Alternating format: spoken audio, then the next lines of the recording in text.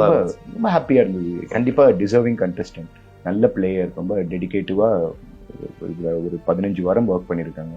அவங்களோட டெடிகேஷன் கிடைச்ச வெற்றி. ஓகே. அது இப்போ செகண்ட் டைம் உள்ள வரும்போது ரவீந்தர் வந்து என்ன பண்ணியிருந்தாரு, எல்லாரையோட மேனிபுலேஷன், லைக் வெளியில இருக்கவங்கள மேனிபுலேட் பண்ணா அது வேற விஷயம், கண்டஸ்டன்ஸே சொல்ல வச்சாரு லைக் ஹீஸ் த டிசர்விங்.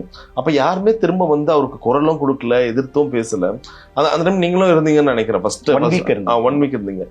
அப்ப அது எப்படி இருந்துச்சு? அது கிட்டத்தட்ட இட்ஸ் லைக் ஒரு கட்டத்துல முத்துக்குமரனே கூட சொல்லியிருந்தாரு, சார் தயவுசெய்து நான் வின் பண்ண அப்படியே வின் பண்ண போறேன், நீங்க பேசாதீங்க சார்ன்ற மாதிரி. அது எப்படி இருக்கும்? உள்ள எல்லார்கிட்டையும் சொல்லிக்கிட்டே இருப்பாங்களா? அது அவரோட கேம், அவ்வளவுதான். அது அவரோட the way he approaches this game. ஒருத்தங்களுக்கு இந்த கேமை அணுகிறதுக்கு ஒரு அணுகுமுறை இருக்கும். இப்ப நான் ஒரு மாதிரி அணுகியிருப்பேன். இப்ப எப்படி முத்துக்குமரன் ஒரு மாதிரி அணுகிருக்க மாதிரி அவரு ரவி சாரும் ஒரு விதமா அணுகிறாரு.